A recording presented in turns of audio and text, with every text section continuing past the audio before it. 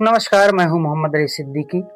जैसा कि आप सब जानते हैं, बात करते हैं लोकतंत्र पर। मुकेश मोहन एक यूट्यूबर हैं जिन पर 50 करोड़ का मानहानि का केस किया गया और डॉक्टर निमो यादव एक्टिविस्ट संदीप का ट्विटर अकाउंट डिलीट कर दिया गया। Greater Kashmir, rising Kashmir media outlet shut down कर दिए गए, बंद कर दिए गए। 4 PM न्यूज चैनल पर कार्रवाई की गई।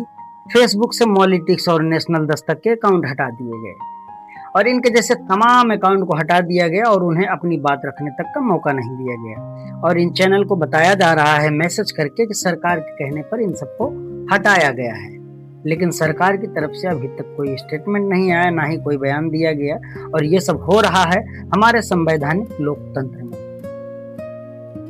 और इसके साथ अगर मैं रोशनी डालना चाहूँ तो याद कीजिए, जर्मनी में भी संविधान था, सोवियत संघ में भी और नॉर्थ कोरिया में भी संविधान है। इन सब देशों में संविधान होने के बावजूद दमन है, तानाशाही है, लोगों के बीच एक डर का माहौल है। संविधान का होना एक अलग बात है और संवैधानिकता का होना ये एक अलग बात है। ये दोनों बातें बिल्कुल एक नहीं हो सकती। संविधान हो सकता है और उसके बावजूद संवैधानिक ना होना, संवैधानिकता का ना होना, ये समझ की बात है। और समझने की बात यह भी है कि हिटलर ने एक ही दिन में सत्ता पर कब्जा नहीं कर लिया था।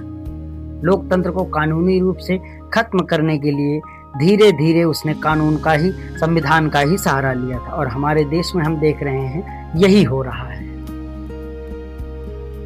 लोगों को ये पूछने तक का मौका नहीं मिल रहा है कि उनका अकाउंट क्यों बंद कर दिया गया, उनका अकाउंट क्यों डिलीट कर दिया गया। और ये हो रहा है हमारे संवैधानिक देश में, हमारे लोकतांत्रिक देश में। अगर इसके आगे मैं आपसे बात करना चाहूँ तो कहने के लिए बहुत सारी बातें हैं। संक्षेप में मैं आपको बताने की कोशिश करता हूँ, ध्यान से सुनिएगा। अगर मैं बात करना चाहूँ तो अधिनायकवाद कानूनी रूप से रेखता हुआ धीरे धीरे आता है। पहले प्रेस को खत्म किया जाता है, फिर अदालतों को खत्म किया जाता है और फिर पूर्ण रूप से लोगों को खत्म कर दिया जाता है।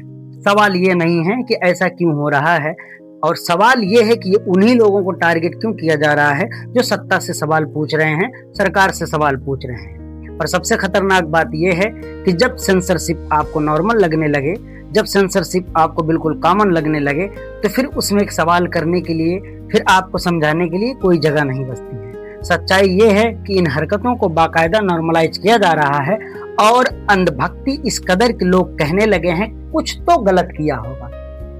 जब इन चैनलों को, इन लोगों को, आम लोगों के लोकतांत्रिक अधिकार को खत्म किया जा रहा है, तो कुछ लोग जो सत्ता पक्ष की दलाली में संलिप्त हैं, जो सत्ता पक्ष के चाटुकार हैं, वो ये कहने पर आमादा हैं कि कुछ तो गलत किया होगा, इसलिए इनके साथ ऐसा हो रहा है।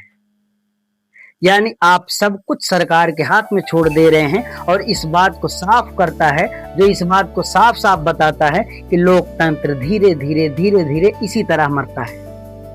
आप मेरी बात से कितना सहमत हैं, नहीं सहमत हैं, ये आप कमेंट बॉक्स में मुझे जरूर बता सकते हैं, अपनी राय दे सकते हैं। लेकिन बावजूद इसके जो इन देशों में हुआ, जैसा जर्मनी में हुआ, जैसा सोवियत संघ के साथ हुआ, और अभी वर्तमान समय में आप देखना चाहें तो नॉर्थ कोरिया में भी संविधान है, नॉर्थ कोरिया में भी संविधान है, लेकिन बावजूद उसके वहां पे भी तानाशाही है।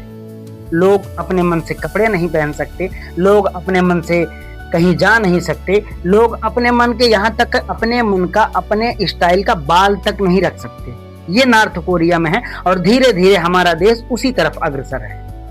अगर आप सत्ता से सवाल पूछ रहे हैं तो आप देशद्रोही घोषित कर दिए जाएंगे। अगर आप सत्ता से सवाल पूछ रहे हैं तो आपकी राष्ट्रभक्ति पर सवाल उठा दिया जाएगा। लेकिन मेरी बात कहाँ तक सही है, कहाँ तक नहीं सही है, ये मैं आपसे जानना चाहूँगा। वीडियो में मुझे कमेंट करके ज़रूर बताएं कि मेरी वीडियो आपको कैसी लगी। आगे इसी तरह आपको वीडियो मिलती रहेगी। फिलहाल अपना सहयोग और आशीर्वाद बनाए रखें। इसी के साथ मैं अपनी बात खत्म करता हूँ। जय हिंद, जय भारत, जय संविधान।